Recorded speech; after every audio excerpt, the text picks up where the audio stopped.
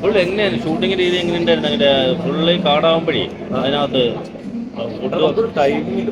ആ കാടാണെന്നുണ്ടെങ്കിൽ അതിന് പെർമിഷൻ ഉണ്ട്. അപ്പം അതിന് വേണ്ടി നമുക്ക് രാവിലെ ഒരു 6 മണിയാകുമ്പോൾ കാടിനകത്തേക്ക് കയറണം. വൈകിട്ട് 6 മണിക്കുള്ളിൽ അവിടെ നിന്ന് ഇറങ്ങി കൊടുക്കും.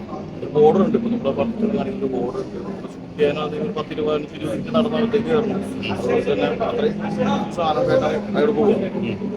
ഇതൊക്കെ ആയിട്ടാണ്. അതുപോലെ തന്നെ അത് തിരിച്ചു വരണം. 6 മണിക്ക് ബോർഡ് ഇറങ്ങി കൊടുക്കും.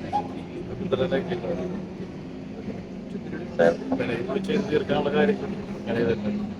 നല്ലൊരു ടാസ്ക് ആണ്. കാര്യം ഫോറസ്റ്റിന്റെ പെർമിഷൻ, പിന്നെ പടം റിലീസ് ആകുന്നിട്ട് ആനിമൽ വെൽഫെയർ ബോർഡിന്റെ സർട്ടിഫിക്കറ്റ് അറിയാലോ, നല്ല എഫർട്ടാണ്. അതിന്റെ പുറകിൽ സർട്ടിഫിക്കറ്റ് ഉണ്ടാക്കുന്ന കാര്യങ്ങളൊക്കെ ഒരുപാട് കൂടിയിട്ടുണ്ട്. അത്രയും കഷ്ടപ്പെട്ട് തിയേറ്ററിൽ എത്തില്ല. ഒരു 3-ാമത്തെ വർഷത്തിലൊക്കെ ഇതൊരു ഡ്രോപ്പ് ആവുന്ന ഒരു ഇതിൽ പറ്റില്ല എന്നുള്ളൊരു ഇതിൽ കൊണ്ടുപോകാം. ഒരു അനുഗ്രഹം കൊണ്ടത് പ്രബലെത്തി. കുറച്ചാണെങ്കിലും കുറച്ച് ഷോസ് കിട്ടി. റിലീസ് ചെയ്യാൻ പറ്റുന്നുള്ളത് വളരെ സന്തോഷം. ഒരു കാട്ടാനയുടെ ഷൂട്ട് കാണിക്കുന്നുണ്ടല്ലോ, വേറെ മൃഗങ്ങളെയൊക്കെ കണ്ടോ? കാട്ടുപന്നി കൂടാതെ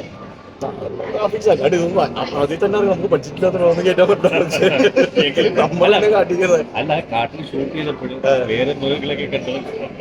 ആന ഷൂട്ട് ചെയ്തപ്പോൾ നമ്മുടെ കമ്പിയിലൊക്കെ ഇട്ട് ഒരു കമ്പിയിലൊക്കെ ഇട്ട് ആന ഷോക്ക് അടിച്ച് മരിച്ച സമയത്ത് ആ ടൈപ്പിലൊക്കെ കാട്ടാനൊരു ഏകദേശം എത്ര ദിവസം സിനിമ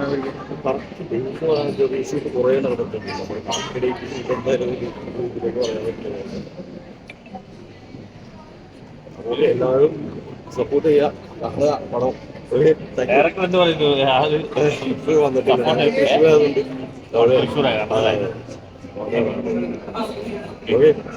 ഓക്കെ, താങ്ക് യു.